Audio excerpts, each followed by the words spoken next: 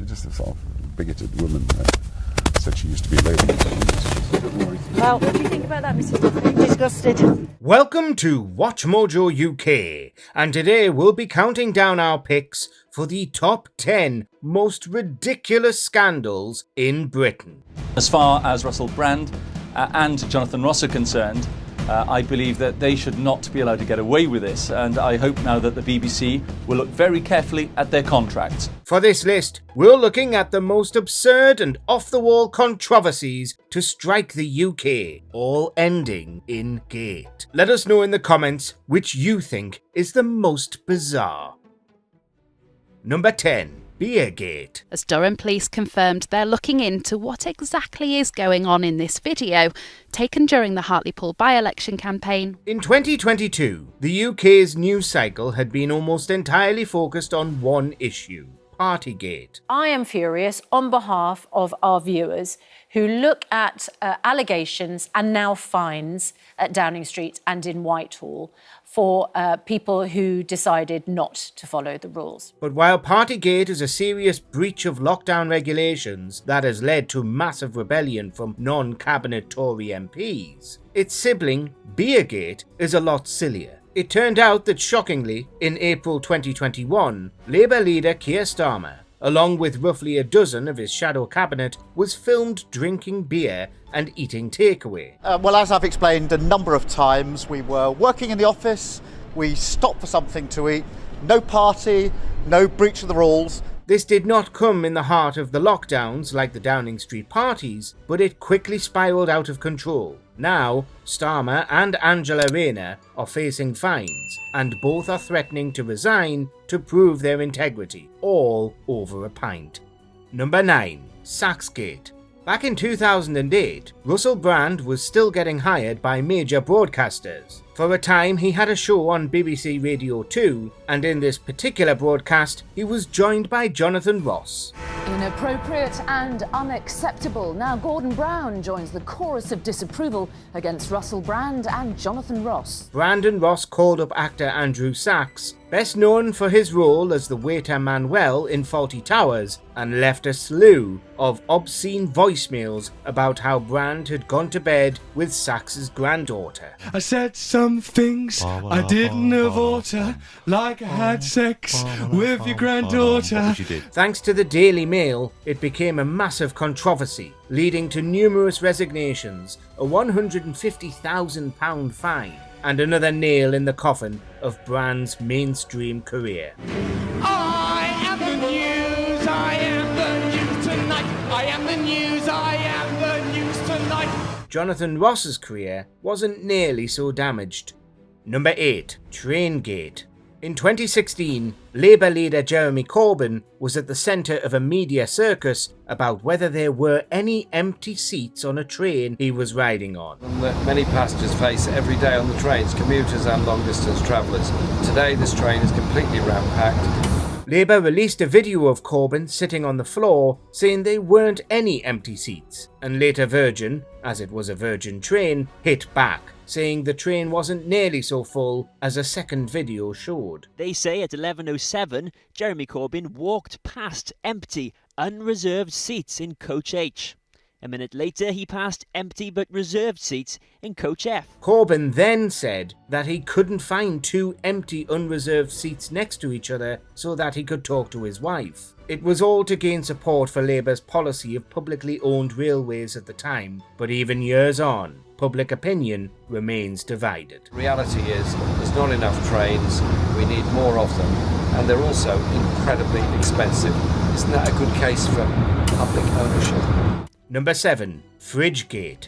It's no secret that Boris Johnson spent the entirety of his 2019 election campaign avoiding GMB and Piers Morgan at all costs. But he's the last day of the campaign, and he's refused to come on our programme so far. Swaney, shout at him. Say, come on, Good Morning Britain, Prime Minister, if you get the chance. Give him the full barrels. This reached a head when, early one morning, GMB reporter Jonathan Swain tried to question Johnson while he was doing a photo op with some milkmen in Yorkshire. Rather than answer the questions of Swain, Boris set one of his minders on him, who swore whilst the broadcast was going out live. Morning, Prime Minister. Will you come on Good Morning Britain, Prime Minister? Boris continually refused to engage with Swain and ultimately ended up hiding in a fridge. Right, he's been taken inside, into the freezer. He's gone into the fridge. There's a bunker. It's very heroic work, had mate. so far, isn't it? But if Boris had gone on GMB at any point during the previous 2 months, ITV wouldn't have had to follow him on his milk round. Number 6. Blobbygate. Who knew that Mr. Blobby had been embroiled in a major scandal? Well, in actual fact, this scandal was concerned with the behaviour of one Noel Edmonds instead of his pink mascot, and saw Edmonds getting sued by Lancaster City Council. Having agreed to pay Edmonds a cool £1 million for the right to licence the Crinkly Bottom brand and characters, they also took on all the costs of designing, building and running the theme park. This was because Edmonds had overseen the creation of a few Mr. Blobby theme parks in the late 90s, all of which were huge failures. And the council said that Edmonds hadn't made good on his promises where the parks were concerned. The expectations were sky high. Yeah. And the moment they walked into that park, they were deflated. They said he'd been negligent in his business venture and cost taxpayers millions of pounds, but the court ruled in Edmonds' favour. Crinkly Bottom closed its doors in November '94. The ultimate loss was put at £2.5 million. Number 5. Biggate. Prime Minister, congratulations the election. Prime Minister, do you regret calling Mr. Stuffy a bigot? In 2010, the UK was due another general election, and then PM Gordon Brown got on the campaign trail. Brown ultimately lost the election and made way for David Cameron and Nick Clegg's coalition government, and this absurd scandal may have had something to do with that. And I just said to the police officer, "Is Gordon Brown on that coach?" And he says, "No, he's round the corner there." And I said, "Oh, right, I'll go and have a word with Gordon." Brown encountered a member of the public, Gillian Duffy, and answered her questions about immigration. What did she say? Oh, everything. She's just a sort of bigoted woman. Said she used to be Labour. But when he got back into his car, he was still mic'd up. The whole country heard him call Duffy a bigoted woman. Brown had to then do an apology to her, including visiting Duffy again, but his political career was already dead in the water. You were in here 45 minutes or talking to him. He then went to see the Queen about something. Number 4. Kissgate. In summer 2021, The Sun published videos and photos of Health Secretary Matt Hancock getting up to no good with one of his advisors, Gina Coladangelo. Downing Street said the matter was closed. The front page of every single national newspaper suggests otherwise. The Health Secretary, Matt Hancock, caught kissing an aide, breaching his own social distancing rules. But this wasn't your usual MP caught cheating on his wife scandal, because it came while COVID restrictions were still in place. There was public outcry and calls from Labour for Hancock to resign. The reform of social care has been ducked for decades because successive governments have put it in the two... Hancock eventually did step down from the cabinet and disappeared from the public for a while, before returning with a very cringe, Partridge-esque comeback video. There remain questions, though, over security and how these images of the Health Secretary in a private setting were acquired. Perhaps don't cheat on your wife in plain view of an office security camera and let the footage fall into the hands of the Sun. Number 3. Tractorgate.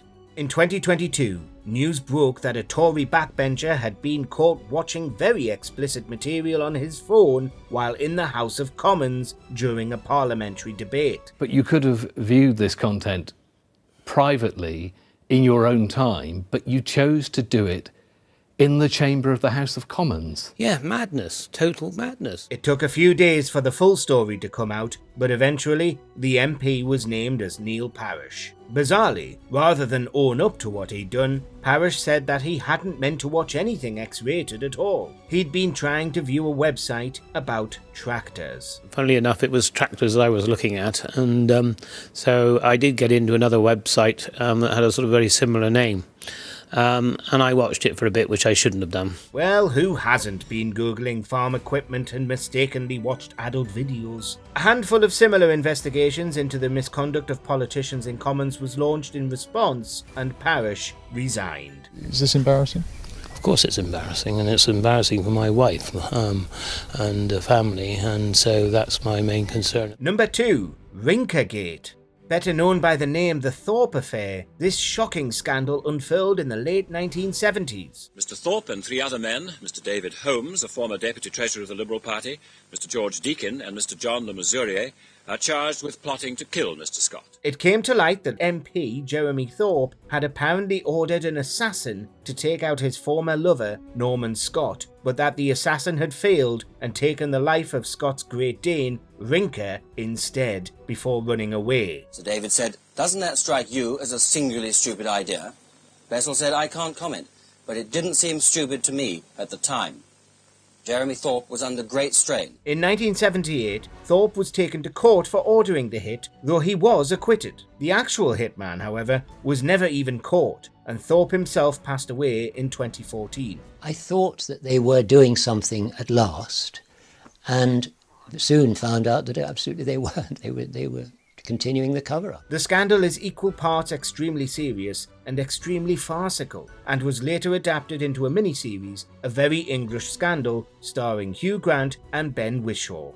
Number 1. Piggate. Then there was the Hedonist Fancy Dress Club, where it's claimed a bizarre incident occurred involving a young Cameron and a pig's head. Arguably the most baffling scandal to ever hit Blighty, in 2015, David Cameron was accused of doing a particularly explicit activity with a dead pig. It was alleged by Lord Michael Ashcroft in excerpts of his unauthorised biography of Cameron published in The Mail at the time. Cameron has barely acknowledged the allegations, and beyond Ashcroft's writing, absolutely no evidence corroborating the story ever came out. Ashcroft talks openly about having a personal beef with the Prime Minister. As pointed out by satirist Ian Hislop, the most baffling part of Piggate wasn't the story itself, but the fact that so many people chose to believe it, since Ashcroft was clearly out to get revenge on Cameron because Cameron wouldn't let him into the cabinet. It's an act of amazing revenge by the Mail, in cohorts with Lord Ashcroft, which the whole country has decided to believe. Do you agree with our picks? Check out this other recent clip from WatchMojoUK and be sure to subscribe and ring the bell to be notified about our latest videos.